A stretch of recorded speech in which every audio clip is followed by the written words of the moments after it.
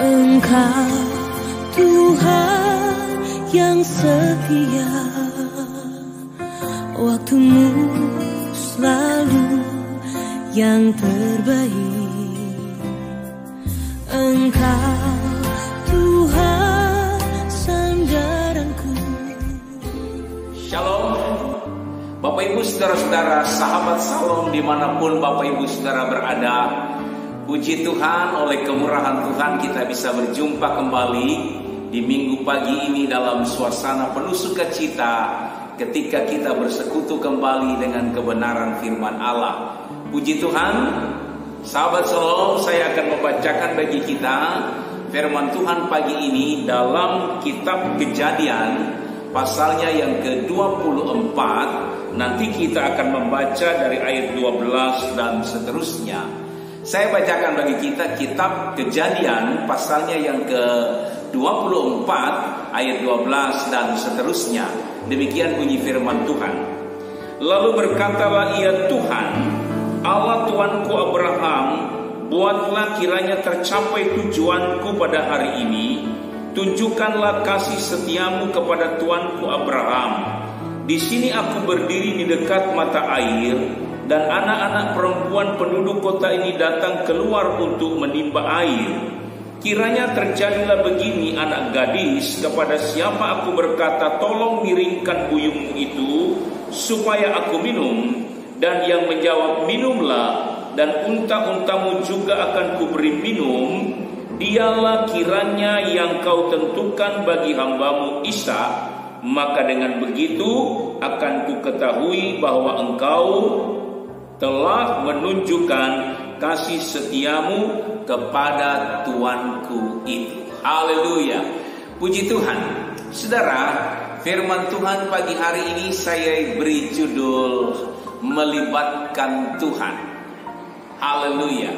Melibatkan Tuhan. Saudara, kalau kita bicara tentang melibatkan, seringkali ketika kita sedang dalam keadaan bersukacita, kita sedang dalam keadaan senang, maka ketika kita melibatkan orang dalam suasana sukacita kita, dalam suasana kesenangan kita, maka orang pasti akan senang kita libatkan. Tetapi sebaliknya Bapak Ibu Saudara-saudara, ketika keadaan kita susah, ketika keadaan kita sulit, ketika kita sedang berhadapan dengan masalah, maka ketika kita melibatkan orang masuk dalam persoalan kita, tentu orang tidak akan ingin terlibat di dalamnya. Inilah sikap kita sebagai manusia. Kita lebih cenderung mau terlibat bersama dalam situasi yang menyenangkan. Sementara jika dalam kesulitan kita tentu tidak mau terlibat, atau orang tidak mau terlibat dengan kesusahan persoalan yang kita hadapi. Saudara-saudara yang saya kasih dalam Tuhan, justru lewat ayat firman Tuhan yang kita baca pada pagi hari ini, saya mengingatkan kita bahwa Allah kita adalah Allah yang mau dan senang ketika kita melibatkan Dia di dalam kesusahan kita. Bukan hanya ketika Dia senang kita libatkan dalam situasi kita dalam keadaan sukacita, tetapi dalam persoalan kita, di dalam kesusahan kita, Allah senang ikut terlibat di dalamnya. Nah, dalam cerita yang kita baca dalam Kejadian pasal 24 tadi, menceritakan tentang tugas dan tanggung jawab seorang yang bernama Eliezer. Eliezer ini adalah hamba daripada Abraham yang diberi tugas oleh Abraham untuk mencari jodoh daripada anaknya Ishak. Ini adalah persoalan yang rumit, saudara-saudara, sebab pertama-tama tentu Eliezer akan berpikir bahwa ketika dia diberi tanggung jawab, ini adalah satu kehormatan bagi dia. Tetapi di sisi yang lain, dia sangat-sangat takut jika tanggung jawab yang diberikan kepadanya atau amanah yang diberikan kepadanya ini tidak dapat terlaksana dengan baik. Atau dengan kata lain, dia tidak bisa memilih jodoh daripada Ishak, atau dia salah memilih. Ini menjadi satu persoalan yang rumit, persoalan yang sukar dalam kehidupan Eliezer. Tentu sebagai manusia, dalam kacamata sebagai seorang manusia, dia bisa melihat calon daripada Ishak dari sudut fisik misalnya. Dia bisa memilih perempuan yang cantik, dia bisa memilih perempuan yang kelihatan dari luarnya postur tubuhnya, lalu kemudian gestur tubuhnya menarik. Dia bisa memilih itu semua. Tetapi tentu dia tidak bisa melihat secara inner di dalam daripada wanita itu. Itu sebabnya itu menjadi ketakutan tersendiri dalam kehidupan Eliezer. Nah, saudara-saudara yang saya kasihi dalam Tuhan, di dalam kebingungan yang sedang dialami oleh Eliezer inilah kemudian dia mengambil satu keputusan yang luar biasa. Apa keputusan yang diambil oleh Eliezer? Di tengah-tengah kesulitannya, di tengah-tengah keputusasaannya, di tengah-tengah ketidakberdayaannya, dia melibatkan Tuhan di dalam rancangannya. Dia melibatkan Tuhan dalam persoalannya. Apa tandanya Eliezer melibatkan Tuhan dalam persoalannya? Tandanya adalah ketika Eliezer mengambil langkah untuk berdoa. Haleluya. Eliezer berdoa seperti doa yang kita baca tadi. Dari sekian banyak gadis yang datang mengambil air, lalu kemudian Eliezer merinci doanya sedemikian rupa, dan apa yang didoakan oleh Eliezer ternyata didengar oleh Tuhan.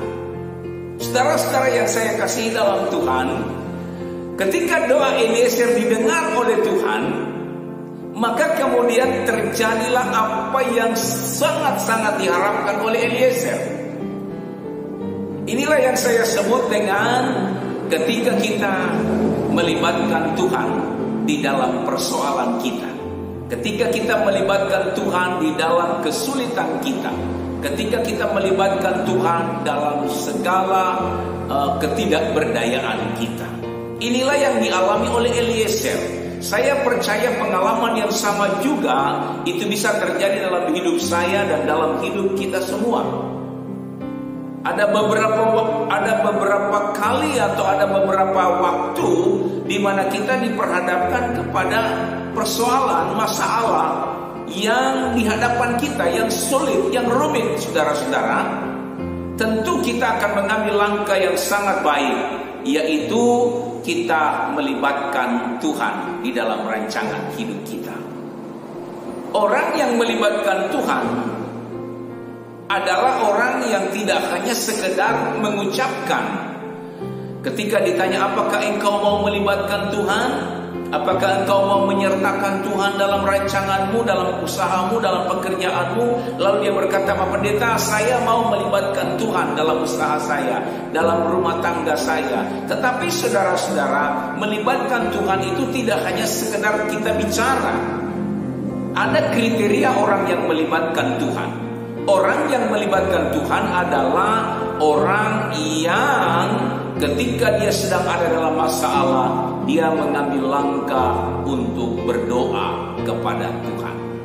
Sangat simpel. Kita bisa melihat, kita bisa mengkoreksi hidup kita. Apakah kita mau melibatkan Tuhan dengan cara melihat seberapa banyak, seberapa sering kita meluangkan waktu untuk berdoa kepada Tuhan. Semakin sering kita meluangkan waktu untuk berdoa kepada Tuhan, menyerahkan hidup kita kepada Tuhan di dalam doa dan permohonan, maka itulah tandanya bahwa kita sedang melibatkan Tuhan di dalam hidup kita. Haleluya, saudara-saudara. Saya tidak tahu saat ini apa yang sedang kita hadapi, Saya mau katakan sekali lagi, kalau kita saat ini sedang diberkati oleh Tuhan, maka saya berkata kepada kita semua, libatkanlah Tuhan dalam sukacita kita.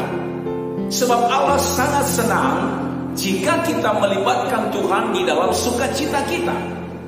Sebab ketika kita melibatkan Tuhan dalam sukacita kita, itu artinya kita sedang bersyukur, kita sedang memuliakan Dia, kita sedang mengagungkan Dia, sebab Dia telah berbuat baik dalam hidup kita.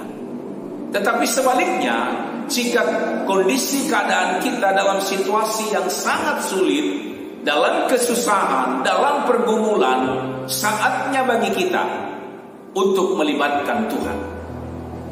Dengan datang berdoa kepada Tuhan dalam doa dan permohonan, dan percayalah, dalam suka, dalam duka, dalam senang, dalam susah, ketika kita melibatkan Tuhan, maka pertolongan Tuhan akan menyertai dan memberkati kita semua. Puji Tuhan.